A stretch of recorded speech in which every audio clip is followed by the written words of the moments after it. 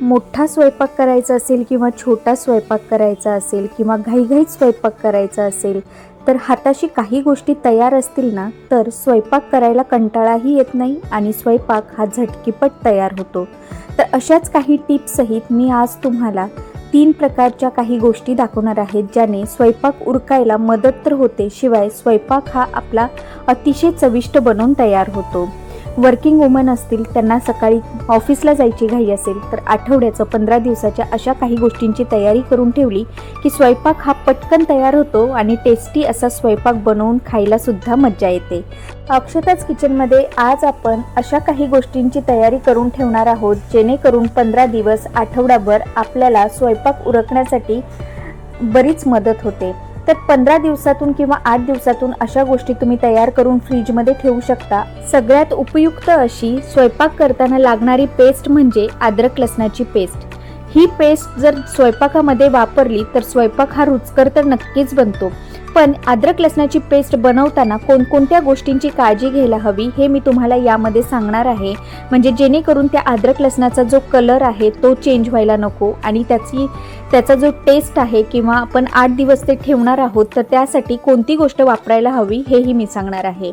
मार्केटमध्ये बऱ्याच वेगवेगळ्या ब्रँडचे अद्रक लसणाची पेस्ट अवेलेबल असते, पण ही अद्रक लसणाची पेस्ट तुम्ही मार्केटमधून घेता तेव्हा त्याच्यामध्ये भरपूर प्रिझर्वेटिव्हचा वापर केलेला असतो, त्यामुळे तो हेल्दी ऑप्शन असू शकतो हे मला वाटत नाही। म्हणूनच घरच्या घरी कोणतेही प्रिझर्वेटिव्हचा म्हणजे केमिकल प्रिझर्वेटिव्हचा वापर न करता फ्रेशमध्ये अद्रक लसणाची पेस्ट तुम्ही बनवून तयार करून ठेवू शकता। 8 दिवस 15 दिवस ती आरामात टिकते, त्याचा कलर चेंज होणार नाही, त्याचा फ्रेशनेस कमी होणार नाही, अशा पद्धतीने ही अद्रक लसणाची पेस्ट बनवून तयार होते।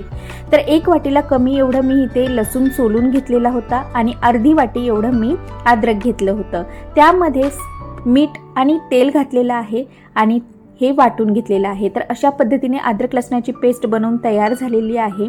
आता एका काचेच्या भांड्यामध्ये मी हे अद्रक लसणाची पेस्ट काढून घेणार आहे। तर तुम्ही इथे पाहू शकता पेस्ट अगदी फ्रेश दिसत आहे आणि त्याचा कलरही खूप फ्रेश दिसत आहे।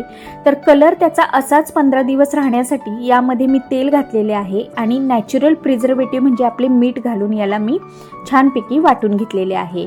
तर अशा पद्धतीने आपली अद्रक लसणाची पेस्ट तयार झालेली आहे। तर आपण आता यामध्ये एक वाटण बनवून ठेवणार आहोत आणि दुसरी म्हणजे मिरचीची पेस्ट तयार करून ठेवणार आहोत। तर वाटण तयार करण्यासाठी इथे मी असे चौकोनी तुकडे करून मोठ्या आकारातले 2 टोमॅटो, लालबुंद टोमॅटो मोठे मोठे कापून घेतलेले आहेत आणि 2 ते 3 असे मोठ्या आकारातले कांदे उभे पातळ चिरून घेतलेले आहे। कोथिंबीर घेतलेली आहे मूठभर, तशीच मिरची आहे, अद्रक आहे, लसूण आहे आणि सुक्कं खोबरं घेतलेलं आहे। तर या पद्धतीने आपण आता एक मिरचीची पेस्ट तयार करणार आहोत आणि एक वाटण तयार करणार आहोत। तर त्यासाठी ते कसं टिकवायचं आणि कसं ते आपण व्यवस्थित फ्रीजमध्ये प्रिझर्व करून ठेवू शकतो हे मी सांगणार आहे। बऱ्याच वेळा आपण हिरव्या मिरचीचं वाटण फ्रीजमध्ये तयार करून तर ठेवतो, पण काही दिवसांनी त्याचा कलर हा काळा पडायला लागतो। तर तो काळा कलर पडू नये यासाठी काय करायचं आहे ते मी तुम्हाला पुढे सांगते। तर एका मिक्सरच्या भांड्यामध्ये मी इथे 10 ते 15 हिरव्या मिरच्या घेतलेल्या आहेत, 1.5 इंच एवढा अद्रक घेतलेला आहे, 4 ते 5 लसणाच्या पाकळ्या घेतलेल्या आहेत आणि आता यामध्ये आपण थोडीशी कोथिंबीर घेणार आहोत। आता याच वाटणामध्ये आपण थोडंसं तेल घालणार आहोत आणि थोडंसं मीठ घालणार आहोत। तर हिरवी पेस्ट तयार करण्यासाठी देखील आपण तेल आणि मिठाचा वापर केलेला आहे। तर मीठ जे आहे ते नॅचरल प्रिझर्वेटिव्ह आहे, त्यामुळे ही जी पेस्ट आहे ती खूप दिवस टिकण्यासाठी मदत होते आणि दुसरी गोष्ट म्हणजे कुठलेही केमिकल प्रिझर्वेटिव्ह वापरण्याची गरज पडत नाही। आणि यामध्ये आपण तेल वापरले आहे कारण जसं मी तुम्हाला मगाशी म्हटलं की काही दिवसांनी जे पेस्ट असतात आपण तयार करून ठेवलेल्या त्या काळ्या पडतात आणि त्याचा जो फ्रेशनेसपणा आहे तो कमी होतो। तर तो कमी होऊ नये, पेस्ट काळी पडू नये, असाच हिरवागार छान फ्रेश कलर राहावा यासाठी आपण यामध्ये तेलाचा वापर केलेला आहे। तर तेल आणि मीठ ही कोणत्याही पेस्टमध्ये तयार करताना नक्की वापरा, जेणेकरून त्याचा जो फ्रेशनेसपणा आहे तो तसाच राहील। तर आता आपण 10 ते 15 दिवस टिकणारे एक वाटण तयार करून ठेवूयात, म्हणजे कितीही घाईघाईत स्वयंपाक असू दे, मोठा स्वयंपाक असू दे, छोटा स्वयंपाक असू दे किंवा वेगळ्या हॉटेल स्टाईल सारख्या भाज्या असू दे, त्या जरी बनवायच्या झाल्या तरीही तुम्ही हे वाटण हाताशी असेल, बनवून ठेवलेलं असेल तर अगदी कमी वेळामध्ये तुमचा सगळा स्वयंपाक बनवून तयार होतो। तर हे जे वाटण आहे ते खूप वेळ टिकण्यासाठी म्हणजे 8 ते 10 दिवस टिकण्यासाठी यामध्ये मी तेल घालणार आहे आणि तेलामध्ये हे सगळे जे जिन्नस आहे ते परतून घेणार आहे। तर एक खोलगट मी तवा घेतलेला आहे, त्या तव्यामध्ये 2 चमचे एवढं तेल घातलेलं आहे आणि या तेलामध्ये सगळ्यात अगोदर मी 5 ते 6 लसणाच्या पाकळ्या, 1 इंचभर अद्रक घेतलेला आहे आणि 2 ते 3 एवढ्या हिरव्या मिरच्या घेतलेल्या आहेत। मिरची, अद्रक आणि लसूण ह्या तिन्ही गोष्टी आपल्याला व्यवस्थित तेलामध्ये छान परतून घ्यायच्या आहेत, जेणेकरून त्याचा असा ब्राऊन छान असा कलर येईल। ह्या परतून घेतल्या की एका वाटीमध्ये आपण याला काढून घेऊयात आणि पूर्णपणे थंड करून घेऊयात। आता हे जे तव्यातलं तेल आहे यामध्ये आपण बाकीच्या गोष्टी सुद्धा भाजून घेणार आहोत। तर सगळ्यात अगोदर आपण भाजून घेणार आहोत ते म्हणजे उभा पातळ चिरून घेतलेला कांदा। तर कांदा सुद्धा आपल्याला या तेलामध्ये छान असा त्याला ब्राऊन कलर येईपर्यंत, त्याच्यातलं मॉइश्चर जाईपर्यंत आपल्याला छान तेलामध्ये परतून घ्यायचं आहे। कोणत्याही गोष्टीमध्ये जर तुम्ही पाणी ठेवलं आणि तसंच त्याचं वाटण तयार करून घेतलं तर त्याला कदाचित बुरशी पकडू शकते किंवा ते वाटण खराब होऊ शकतं, जास्त दिवस ते आपण वापरू शकत नाही।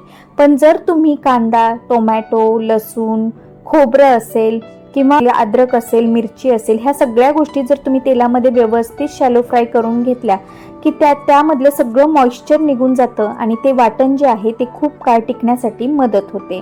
तर त्याच पद्धतीने आपण आता इथे कांदा जो आहे तो छान असा ब्राऊन कलर येईपर्यंत छान असा परतून घेऊयात। एका मिक्सरच्या भांड्यामध्ये मूठभर कोथिंबीर घेऊन त्याचा अगोदर मी वाटून घेणार आहे आणि नंतर मग बाकीचे राहिलेले जिन्नस वाटून घेणार आहे। तर कांदा जो आहे तो छान असा ब्राऊन कलरवर परतला गेलेला आहे, त्यातलं मॉइश्चर सुद्धा गेलेलं आहे। आता त्याच तव्यामध्ये मध्ये थोडीशी जागा करून मोठे मोठे कापलेले जे लाल बुंद टोमॅटो होते ते घालूयात आणि त्याला सुद्धा छान असं परतून घेऊयात। कांदा, टोमॅटो यामधलं पूर्ण मॉइश्चर आपल्याला इथे घालवायचं आहे, म्हणजे यामध्ये थोडंही मॉइश्चर राहायला नको। तर तुम्ही पाहत असाल की कांदा, टोमॅटो जे आहे ते छान असे तेलामध्ये मऊ झालेले आहेत आणि मस्त असे त्याचे परतून घेतलेला आहे, कलर सुद्धा चेंज झालेला आहे। आता एका प्लेटमध्ये याला पूर्णपणे आपण थंड करून घेऊयात, त्यासाठी या एका पसरट भांड्यामध्ये काढून ठेवूयात। त्याच तव्यामध्ये आपण आता 1 वाटीभर एवढे सुक्कं खोबरं घेतलं होतं ते घातलेलं आहे आणि ते सुद्धा आपल्याला छान असं ब्राऊन कलर येईपर्यंत परतून घ्यायचं आहे। पसरट भांड्यामध्ये मी कांदा, टोमॅटो काढून ठेवलेला होता, त्यामध्येच भाजलेला लसूण, अद्रक आणि मिरची सुद्धा मी त्यामध्ये घातलेली आहे। आणि आता इथे आपल्याला जास्त वेळ लागणार नाही खोबरं भाजायला, कारण खोबरं सुद्धा मी खिसून ठेवते, म्हणजे हे किसलेलं खोबरं आयत्या वेळी फार उपयोगी पडतं। तर तसंच मी आता हे खोबरं सुद्धा छान ब्राऊन कलरवर भाजून झालं की त्या पसरट भांड्यामध्ये त्यामध्येच काढून घेणार आहे।